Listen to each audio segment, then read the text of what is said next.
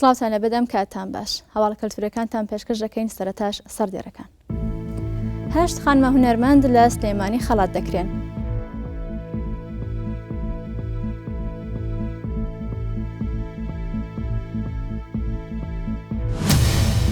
دەیڤید گاندی نمایشکاری ناسراوی جلوبەرگ ڕێزی لێدەنرێت.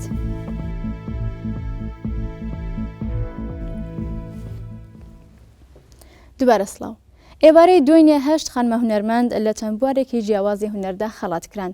لە مەراسمێکدا لە هۆڵی تەوار لە شاری سلێمانی 8 خانمە هونەرمەند لە بوارەکانی شانۆ، شێوەکاری، میوزیک و فیلمسازیدا خەڵات کران کە بریتی بوون لە هەریەکە لە ژیان ئیبراهیم خەیات و ڕووبار ئەحمەد لە بواری شانۆ، نەوژین محەممەد و ئاودێر محمود لە بواری میوزیک و ساکار عەبدوڵڵا و نیان عوسمان لە بواری شێوەکاری و سروە عەباس و شاناز محەممەد لە بواری فیلمسازی. لای خۆوە نیاز نووری نەقیبی سەندیکای هونەرمەندانی کوردستانیش ئەم جۆرەکارانەی بە گرنگ وەسف کرد و هیوای خواست خزمەتی زیاتر بکەن.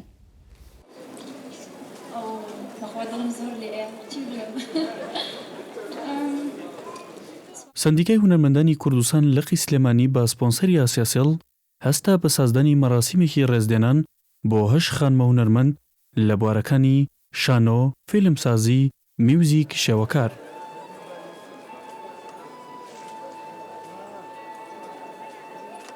لە سەرەتای مەراسیمەکەدا وتاری سەندیکای هونەرمەندان و نوێنەری بەشی ڕاگەیاندنی ئاسیاسێڵ خوێنرایەوە و لە مەراسیمەکەدا لە ڕێگەی سینەما ڤیشنەوە ژیاننامەی ئەو خانمە هونەرمەندانە نمایشکرا و لەلایەن گروپێکی ژانی سلێمانیشەوە 3 بەرهەمی جیاواز پێشکەشکران.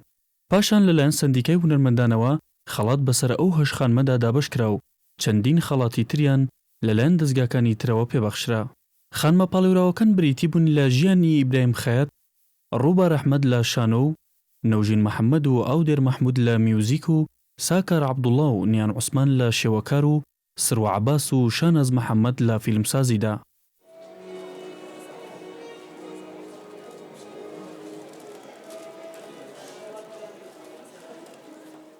بەشێک لەو خانمانە بەم شێوەیە لەو ڕێزلێنانە بۆ هێنارتی دوان. هەندێکی زۆر باشە ئەمە وەلەو یعنی ئێمە بەردەوام بوونمان تاکو ئێستا ئەمە لە خوێنمانایە، یعنی هونەر لە خوێنمانایە، بەڵام ئەمەش هەندێکی زۆر باشە. ئەمە واگەێنێ کە من چەندێکە ڕەنجەیەم، ڕەنجەکەم بەزانە چوە پێزانینی کەسانێکە پێزانینی کۆمەڵێ هونەرمەندەکە ئێمەی خوێندەوەتەوە لەم ڕۆژەیە. بەڕاستی ئەمڕۆ ینی ڕۆژێکی خۆشە بەنسبەت منەوە، چونکە مەجموعەیە لە هەڤاڵەکانیشم خەڵات کراوە. بەڕاستی ئەم خەڵاتە من بە ڕێزێکی زۆرەوە پێشوازی لێ یەکەم. ئەم خەڵاتە ڕێزگرتنە لە هونەر، لە ژیان، لە ئافرەت، دەستخۆشی هەموو لەو بەڕێزانە و لە سەندیکاکەم هەروەها لە ئاسیاکەم بۆ ئەوەی ئەم بەم بۆنەوە ئەم ئاهەنگیان سازکرا. وەرگرتنی خەڵات بە هەموو ماناکانیەوە ئەحساسێک تایاتێک کە هەست بکەیت خەڵکانێک گەی ڕێزی تۆ ئەگرێ، ڕێزی ئیشەکەی تۆ ئەگرێ، ڕێزی ماندووبوونەکانت ئەگرێ.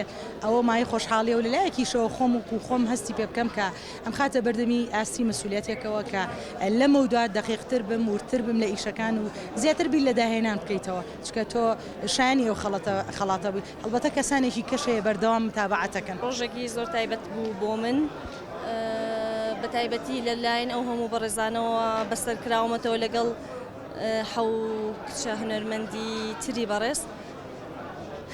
ئەمڕۆ هەناسەیەکی گەورەتری بە من بەخشی، سیەکانم گەورەتر بوو بۆی زیاتر ڕێی فەن، ڕێی هونەر بگرمە بەر. لێپساوی ناوەندی شانۆکارانیش بەم شێوەیە بۆ هێنارتی دووە. سەندیکای هونەرمەندانی کوردستان مەراسمێکی ڕێزلێنان بۆ 8 خانمە هونەرمەندی ساز کرد.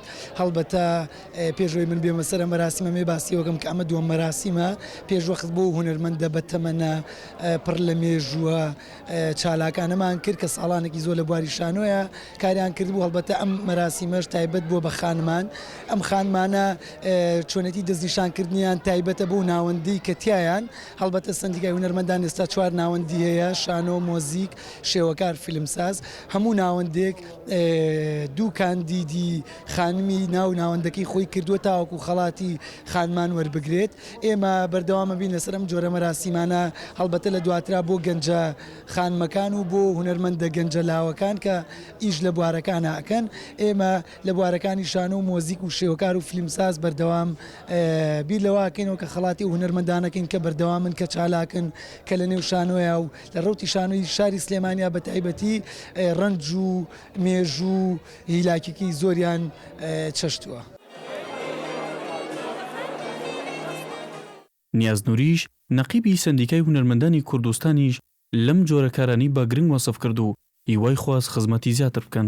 ئەمەکێکە لە کار و ئەرکەکانی سەرشانی ئێمە وەک لە سندیکای هونەرمەندانی کوردستان هەوڵە دێن کە پێڵسین لە سەراسی مشارەکانی کوردستان ڕێز لە ماندووبوون و هەوڵ و کاری داهێنەرانی ئەو هونەرمەندانە بگرین کە خزمەتی بواری هونەریان کردو بەگشتی و لە هەموو شارەکانە جێدەستیان دیارە. هیوادارم ئەم مەراسیمانە بەردەوام بێەوە هەر بۆ تەنها بۆ خانمان نەبێ بۆ هونەرمەندانی کەش بگرێتەوە. هیوادارم لقەکانی کەش بە پێتوانای خۆیان لەم جۆرە چالاکیانە ئەنجام بدەن.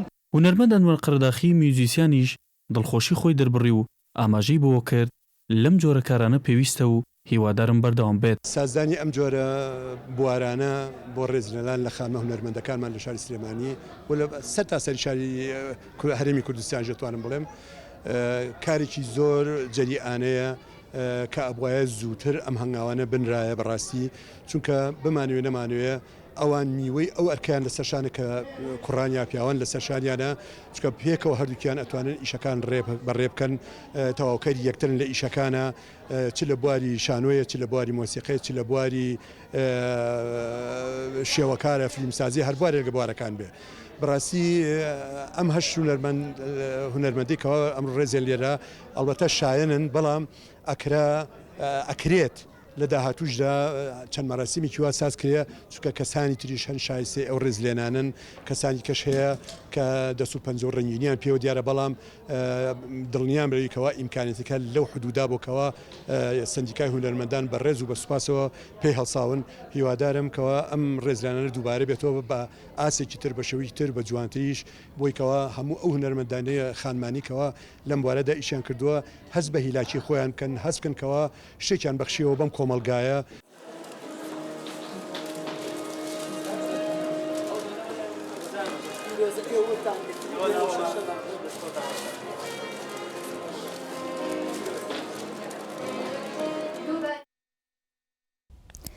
بە مەبەستی گرنگیدان بە بەهرەی شەریکتان و ڕەخساندنی بواری زیاتر بۆیان بەشی چالاکی لاوان لە ناوەندی وەرزش و لاوانی هەڵەبجە سەر بە وەزارەتی ڕۆشنبیری و لاوان ئێوارە کۆڕێکی شێری لە باغی گشتی هەڵەبجە بۆ هەردوو کسە شاعری لاو ئیمان عەبدوڵڵا و ڕێزە محەممەد بە هاوکاری میوزیکژن ڕێبین فەریاد ڕێکخست.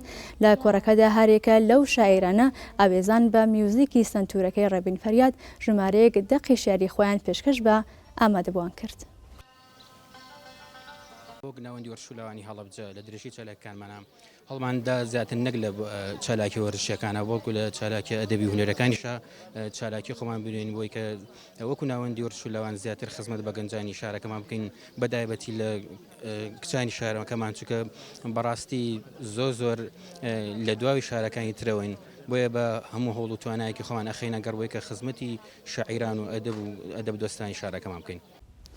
بە بۆنەی ڕۆژی پەنابەرانی جیهانەوە ئێوارەی ئەمڕۆ ڕێکخراوی گەشەپێدانی مەدەنیەت و کۆمسیۆنی پەنابەران پێشانگایەکی فۆتۆگرافیان لەژێر ناوی ئاو ڕێگ لە ژیانی پەنابەران کردەوە. لە پێشانگاکەدا 47 فۆتۆ نمایشکران کە سەرجەمیان گزارش بوون لە ژیان و گوزەرانی پەنابەران لە هەرمی کوردستاندا.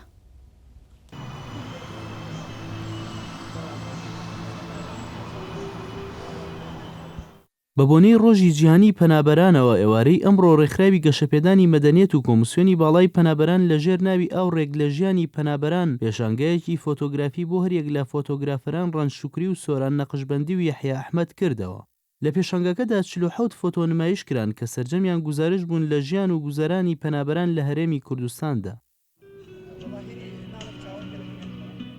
فۆتۆگرافەرێک لەم پێشانگایە بە 15 فۆتۆ بەشداریم کردووە. فۆتۆکان لە کامپەکانی شێرەوەن و باریکە ژیرا وەروە و شوێنانەی کە پەنابەرانی ئێرانی لێن فۆتۆکان زیاتر تعبیر لە حیاتی ئەو پەناهەندانە ئەکات بەڕاستی لە حیاتێکی ئەو پەڕی خراپە ژینەم پەناهەندانە. هیوادارم کە ئەمە ڕێگایەک بێ بۆ ئەوی کە ئەوانەی کە توانایان هەیە لە ڕووی مادیەوە ئاوڕێک بنەوە لەو کەسانە هەروەها دەسەڵاتیش کە بێگومان ئەوە ئیش یەکەمی خۆیەتی کە ئاوڕێ جدی باتەوە لەو هەلومەرجە ناهەموارەی کە ئەوان ڕۆژانە زەوی تا بەسەرەبەن.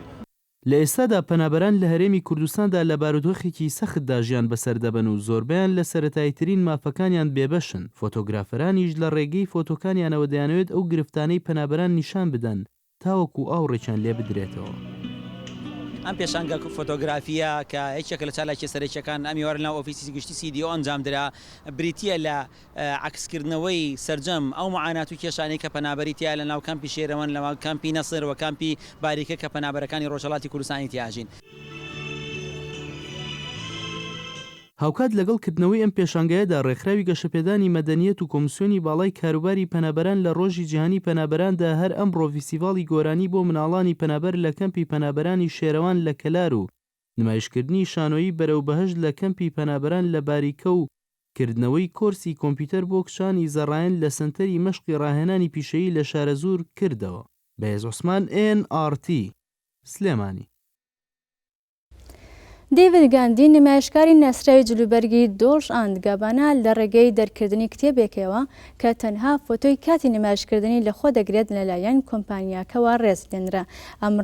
ئەم ڕێزلێنانەش لە کاتی نمایشەکانی جلوبەرگی پیاوان لە میلان بەڕێوەچوو.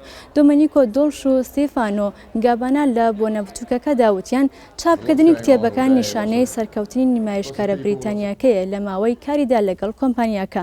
گاندیش لە وتەیەکدا وتی بەبێ پشگیری و داهێنانی کۆمپانیاکە هەرگیز سەرکەوتنی لە کارەکانیدا بەدەست نەدەهێنا.